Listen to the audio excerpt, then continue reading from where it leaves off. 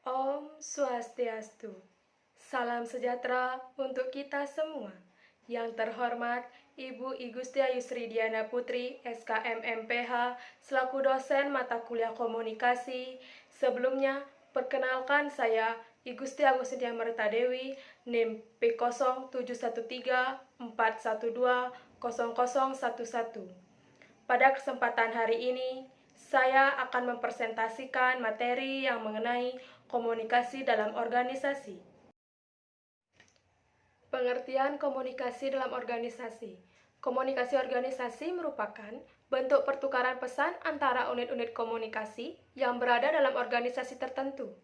Komunikasi organisasi melibatkan manusia sebagai subjek yang terlibat dalam proses menerima, menafsirkan, dan bertindak atas informasi. Komunikasi organisasi ini juga sangat penting, yaitu dalam pengiriman, penerimaan berbagai pesan organisasi di dalam kelompok formal maupun informal dari suatu organisasi. Komunikasi formal adalah komunikasi yang disetujui oleh organisasi itu sendiri dan sifatnya berorientasi kepentingan organisasi. Isinya berupa cara kerja dalam organisasi, produktivitas, dan berbagai pekerjaan yang harus dilakukan dalam organisasi. Misalnya, memo, kebijakan, pernyataan, jumpers, dan surat-surat resmi. Adapun komunikasi informal adalah komunikasi yang disetujui secara sosial. Orientasinya bukan pada orientasi tetapi lebih kepada keanggotaannya secara individu. Selanjutnya, fungsi komunikasi organisasi terdapat 4 fungsi. Yang pertama, fungsi informatif. Yang kedua, fungsi regulatif. Yang ketiga, fungsi persuasif. Dan yang keempat, fungsi integratif. Yang pertama, fungsi informatif, yaitu organisasi sebagai suatu sistem pemrosesan informasi di mana setiap anggota organisasi diharapkan mampu memberikan dan menerima informasi dengan baik guna melancarkan dan menjalankan apa yang menjadi tugasnya. Yang kedua, fungsi regulatif, yaitu berkaitan dengan peraturan-peraturan dan pedomanan yang berlaku dalam suatu organisasi. Yang ketiga, fungsi persuasif, yaitu cara lain dari perintah, di mana kebanyakan pemimpin organisasi lebih memilih menggunakan cara persuasif daripada perintah kepada bawahannya. Hal ini dikarenakan terkait penggunaan cara yang lebih halus akan menyebabkan seseorang lebih menghargai suatu tugas yang dibebankan kepadanya.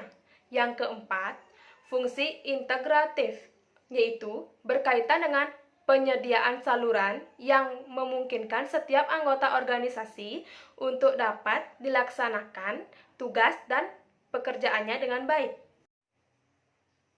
Selanjutnya, bentuk komunikasi organisasi. Bentuk komunikasi organisasi dibagi menjadi 2, komunikasi internal dan komunikasi eksternal.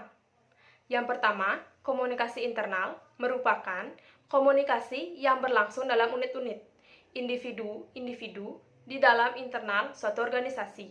Komunikasi internal dibagi menjadi 2, yaitu yang pertama, komunikasi personal dan komunikasi kelompok.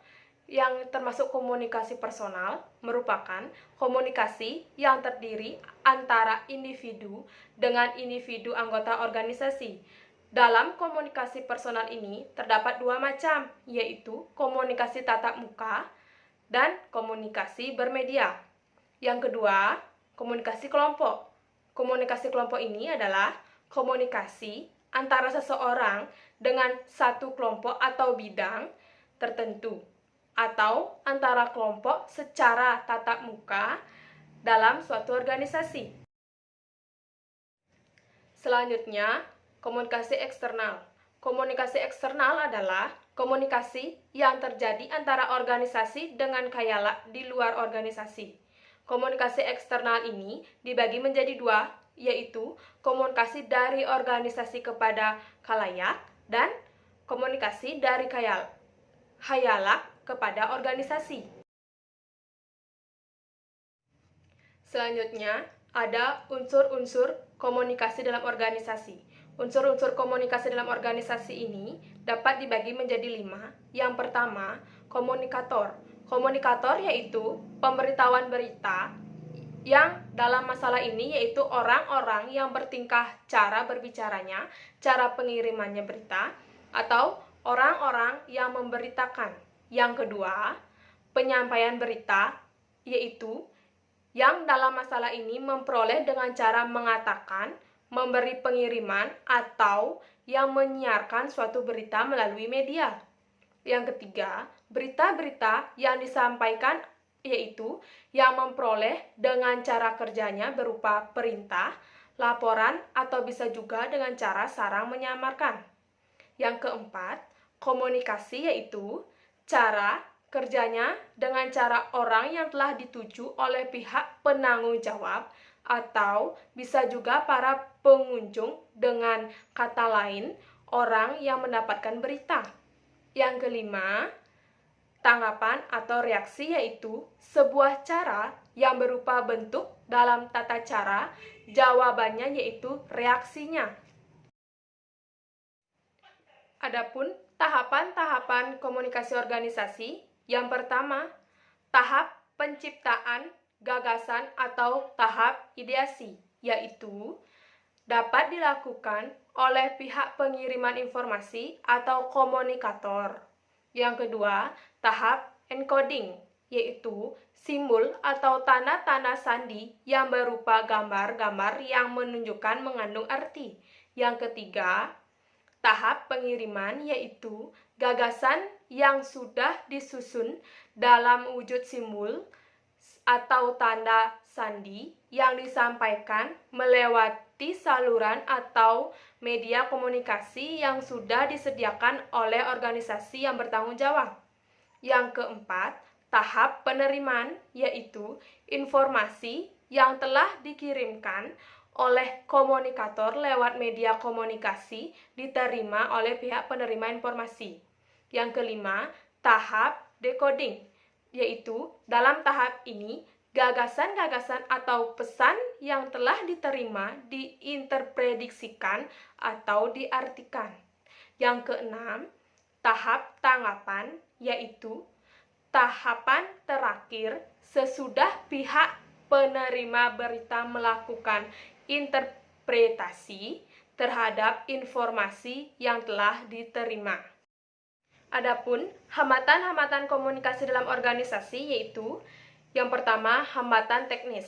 Hambatan teknis merupakan hambatan dalam komunikasi yang timbul karena keterbatasan akan ketersediaan fasilitas komunikasi.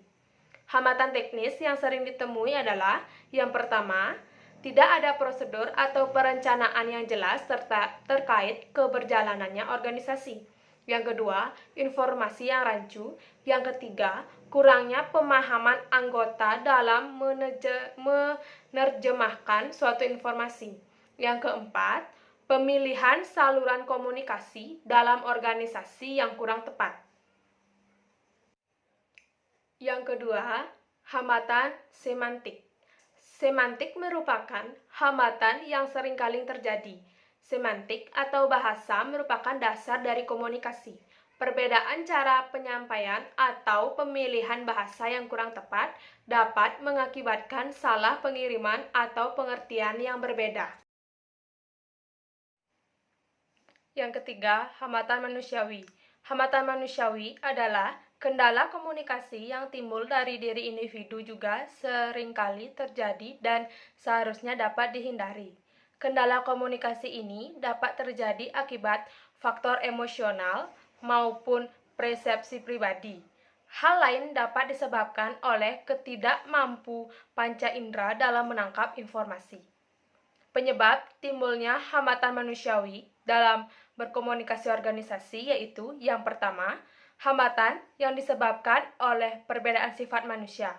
Komunikasi yang tidak berjalan dengan baik bisa disebabkan karena perbedaan aktor komunikasi dalam hal persepsi, kondisi emosional, perbedaan umur, pengalaman, jabatan, maupun penyerapan informasi dan lain-lain.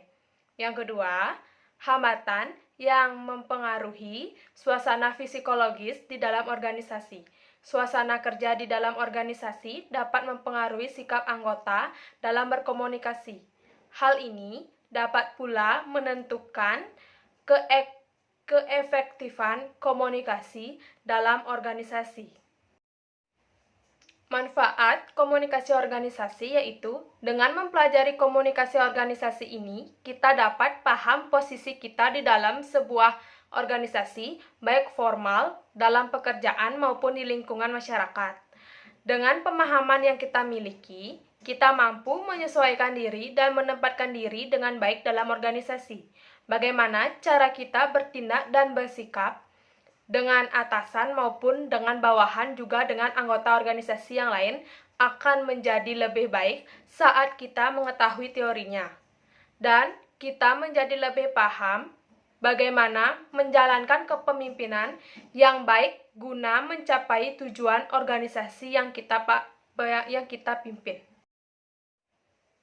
Sekian presentasi dari saya. Mohon maaf jika ada salah kata yang kurang berkenan. Saya memohon maaf sebesar-besarnya. Saya tutup dengan Parama Santi. Om Santi Santi Santi Om.